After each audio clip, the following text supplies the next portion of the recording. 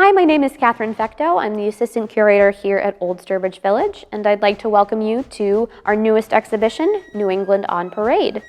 I'm standing here at the start of the exhibition under a triumphal arch that we recreated to welcome visitors into the space. You'd see arches like this quite commonly in the 19th century as part of parades. They'd be built at some point along the procession route, and the parade would come underneath as part of the spectacle. So we thought it was a great way to start off our exhibition. New England has a really rich history of parades. In 1788, a group of Boston craftsmen organized a trades parade in commemoration of the fact that Massachusetts ratified the U.S. Constitution.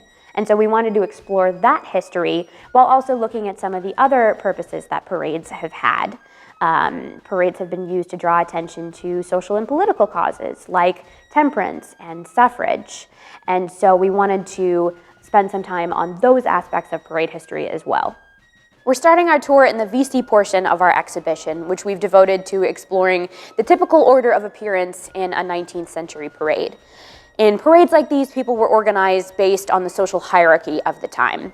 At the head of the procession, you would see important local figures and special guests, followed by militia companies, musicians, firemen, fraternal and ethnic organizations, trades groups, and then women and children. While the VC portion of the exhibition looks at who participates in parades and the ways that parades bring people together for broader community celebrations, it's also really important to acknowledge that parades are exclusive as well as inclusive. In the 18th, 19th, and 20th centuries, for example, Black communities were excluded either explicitly or implicitly from broader community celebrations. And in this way, these events and parades, for example, are used to define who is and who is not part of a community, in a sense. There's a real tension in this exclusion because, as scholars have noted, it's really the festivities accompanying elections in Black communities starting in the 1730s that form the basis of inspiration for white communities later on as they're developing community celebrations, and parades in particular. So it's important to keep this in mind. I should also mention that in the 19th and 20th centuries, and even today, people participating in parades, both adults and children, dress as stereotypical Native American figures. And that's another way of either intentionally or unintentionally defining who is invited to participate in these events. So it's just something important to keep in mind that while parades are often celebratory and they do bring people together, they don't always bring everyone together. As I mentioned previously, important local guests would start at the head of the parade. A great example of an important guest is the Marquis de Lafayette. In 1824, the United States welcomed Lafayette as the nation's guest to help celebrate the 50th anniversary of the American Revolution. And Lafayette was a much beloved public figure, and he loved parades. So at pretty much every stop that he made on his year-long tour, he was honored with a parade or a special celebration. And this also includes Sturbridge. Lafayette visited Sturbridge on September 3rd, 1824, and the local people did organize a celebration in his honor. And so because of this history, we thought that he was a really great figure to highlight in this exhibition. Local manufacturers also made lots of commemorative goods to sell to folks at the time of his visit, and we do have a small subset of those objects in the collection, like a drum made by Abner Stevens of Pittsfield, a little pair of baby shoes with Lafayette's face on them, and a handful of commemorative ribbons are just a few examples. Guests of honor, like Lafayette, might have ridden in a vehicle like this one. Behind me, we have a reproduction chaise that the village has had since 1960. One of the great opportunities that we've had doing this exhibition is that we don't often get to put some of our vehicles out on display for visitors, either reproduction vehicles or ones that are actually part of the museum collection. So we've been very excited to put these out on display for people to see and enjoy. Militia companies often came next in the procession, and militia companies were important parts of community celebrations and parades in particular. If they weren't taking part in the procession itself, they were often asked to act as formal escorts for the important guests. And in those occasions, you would see the more formal uniforms, one of which we have on display here.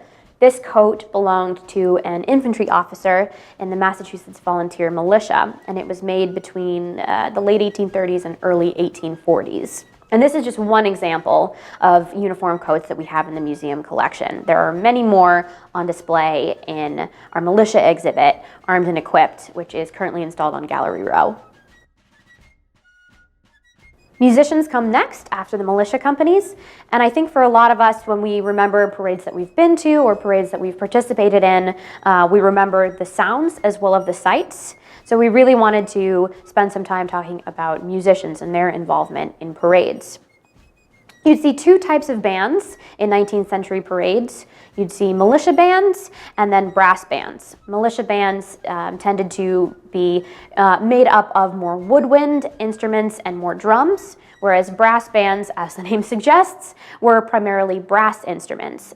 And quite often in the 19th century, you'd see an instrument called an ophicleide, which is a cousin of the tuba and the keyed bugle. The name ophicleide comes from the Greek words meaning serpent and keys. It's a reference to the instrument's shape as well as how it's played. And we happen to have one in the OSV Museum collection, so we were really excited to have a chance to bring it out and put it on display for visitors. We also discuss antiques and horribles parades in this case, since they have some connections to militia parades and also to music, or rather noise-making, I should say. The name Antiques and Horribles requires a little bit of explanation. Originally, these parades are referred to as processions of antiques, since the participants dressed up in old or outdated clothing that they salvaged from attics and drove rickety vehicles. As time passes, you'll also hear them referred to as grotesques, fantastics, and horribles. And in the 1850s, you start to hear the name Antiques and Horribles used. And this is the name that sticks and the one that is still used today to describe these parades. Antiques and Horribles parades are a genre of parade that is unique to New England, and they originate from the caricature military parades of the 1830s and 1840s, which emerged to mock the standing companies of militia, which were widely scorned at the time because muster days were pretty much just degenerating into days of drunken and disorderly behavior. And so people organized these parades to poke fun at the standing companies of militia. As we still see today, attempts to affect social and political change are often met with opposition and ridicule, and this was no different in the 19th century. As a result, we see participants in Antiques and Horribles parades using these events as a form of their own social commentary and targeting temperance reformers, religious reformers, people of color, and women's rights activists in what are, frankly, very offensive ways. In spite of the racist and sexist opposition, in the 19th century, you see temperance reformers and people in Black communities organizing their own parades to promote their own social causes and to celebrate important events. In the 20th century, you see the same thing with suffrage parades taking to the streets to draw attention to women's rights. I think this history highlights that while parades can be oppressive and exclusive, they can also be expressions of defiance and of resilience as well. Fire companies came next after the musicians, and as it is today, no parade in the 19th century was complete without at least one company of firemen marching in the procession. They were very, very proud of their engines and their uniforms, and they took very little encouragement whatsoever to show them off. What we have behind me is a reproduction of a fireman's uniform from the 1850s. Now, some fire companies had uniforms and parade uniforms, and other fire companies had none at all. But by the middle of the 19th century, you start to see more and more often that firemen are adopting a uniform of a red wool shirt and black or white pants.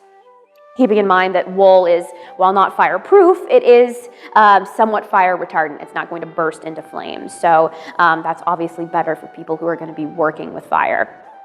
Also relating to fire companies, I mentioned earlier this exhibit has given us an opportunity to bring more vehicles from our collection out on display. And in particular, we've been able to display our 1845 pump engine, and we're really, really excited about that. This pump engine was built in 1845 by Stephen Thayer of Boston for a company in Woburn, Massachusetts. We acquired it in 1951, but to the best of our knowledge, this is the first time it's been out on display, which is really exciting. Now, this vehicle also has an interesting name. The pump engine was christened Vito, and to the best of our knowledge, we have no idea why, but it stands out among other pump engines of the time that were named for bodies of water, like Deluge and Torrent, or famous figures like Washington. To have an engine named Vito certainly gives it a little bit of character. After fire companies, you would have fraternal and ethnic organizations, and we explore them a little bit more out in the countryside. And following them, you would have the tradespeople. Trades parades have a long history in Europe, but the first one in America takes place in 1788, as I mentioned earlier, after Massachusetts ratifies the Constitution. And a trades parade is basically what it sounds like. It's different groups of people representing different occupations who organize themselves into groups and march in a procession. It's a celebration of hand skills and handcraft. The two banners behind me are remnants of one such parade that took place in 1841. These banners were commissioned by the Maine Charitable Mechanic Association. This one over here represents blacksmiths, and the one over here was commissioned for cabinet makers, pianoforte makers, and various other people who worked with wood. These are two of 17 banners that survive in total, and they were graciously loaned to us by a consortium of Maine museums and historical societies who purchased these banners. They're held in the collection of the Maine Historical Society, and we were very, very excited to be able to include these as part of the display, since they are so visually striking and tell such a compelling history of tradespeople in the 19th century.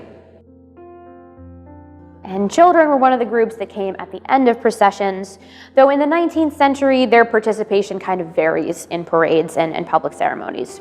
By the 20th century, however, they're firmly incorporated into parades and public celebrations, participating either in scout troops, other clubs and organizations, or just organizing parades of their own. And you'll see many, many pictures from the 20th century of children participating in parades, pushing their doll carriages or riding their bicycles and tricycles. And so we were very, very fortunate, thanks to the generosity of the Fitchburg Historical Society, to secure the loan of this Ivor Johnson velocipede, as it was called, to make mention of that aspect of children's history and participation in parades. We have two other objects in this section which were very generously loaned to us, one of which is this patriotic outfit that you see behind me. In 1876, Lucretia Osgood made this outfit for her son Herman to wear to Charleston, Massachusetts Bunker Hill Day celebration. The outfit passed down in the family, and in 1923, Herman's daughter Dorothy wore the outfit again for a 4th of July parade. We also have a photo of Dorothy wearing the outfit, which was generously loaned to us. And these objects are so fantastic because they illuminate and bring to life children's participation in events like these. And they're also great because of the layers, in particular, of family history that they have. And parades are so often things that families enjoy together. So that's another great thing that these objects bring to life.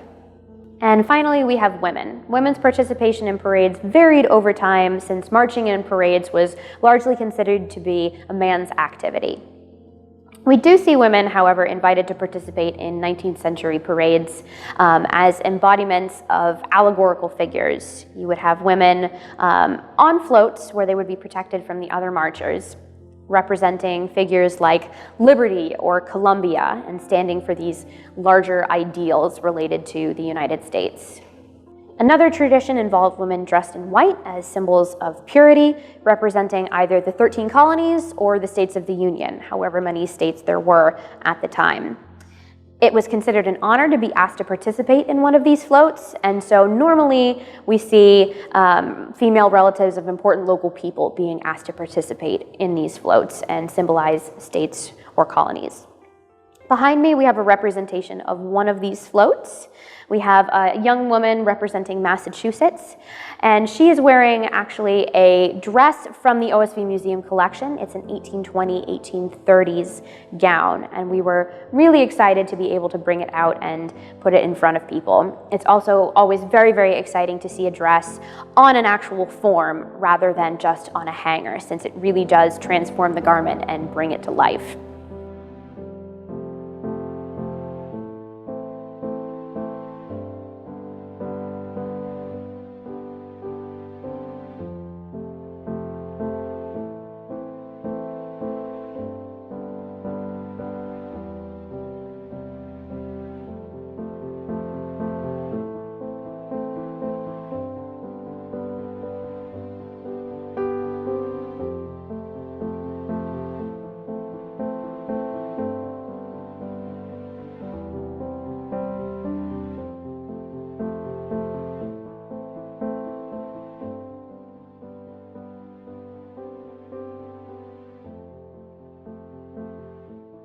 Welcome to the Countryside Gallery, formerly the location of the cabinet making exhibition, Plain Grained and Dovetailed.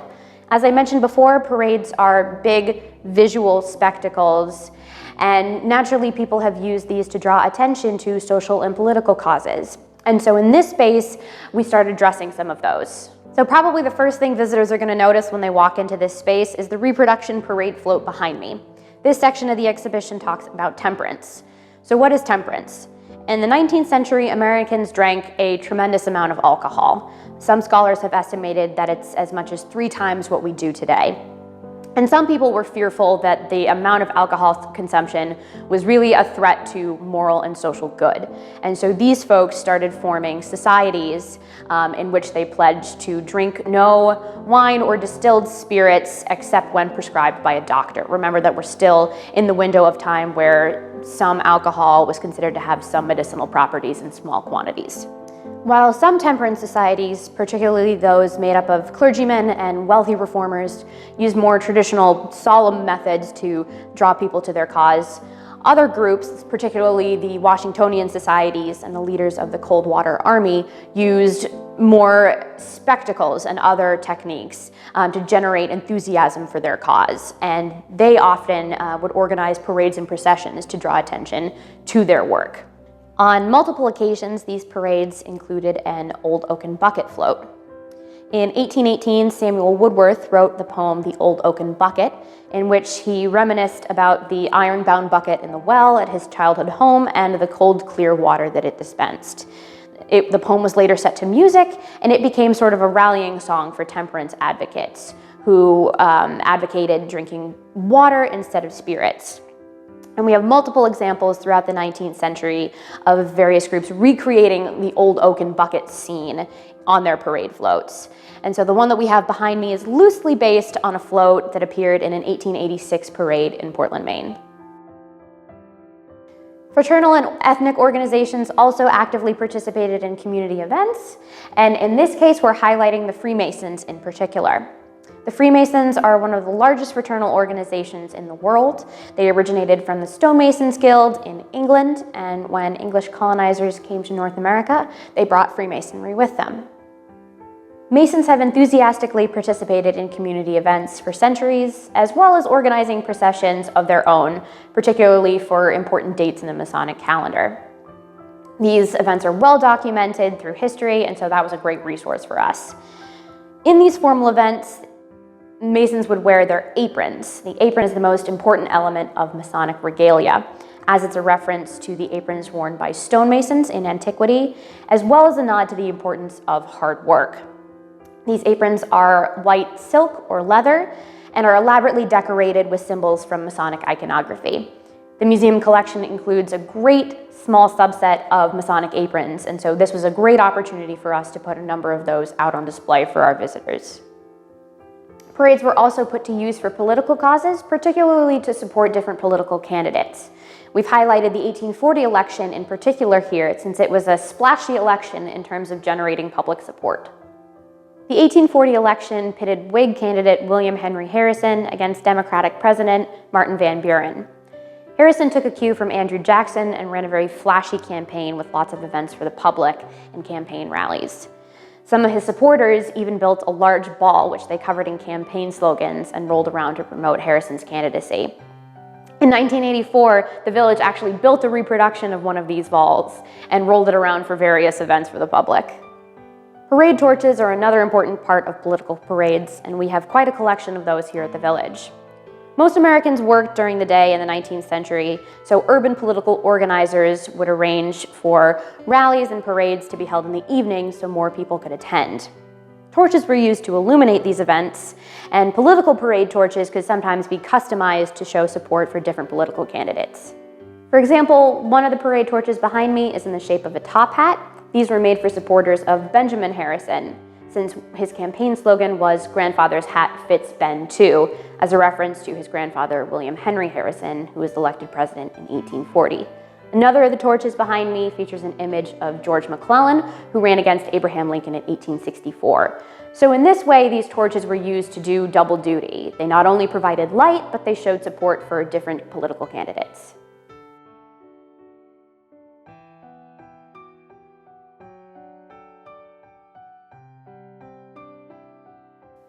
Thank you so much for joining me for this tour of the Village's newest exhibition, New England on Parade. This exhibit was based on OSV trustee and former curator Jane Nylander's new book, The Best Ever: Parades in New England, 1788 to 1940. So if you're interested in learning even more about the history of parades in this region, you can purchase the book at the Minor Grant Store. This exhibition will be on display through July 2023, so make sure you come check it out on your next visit to the Village.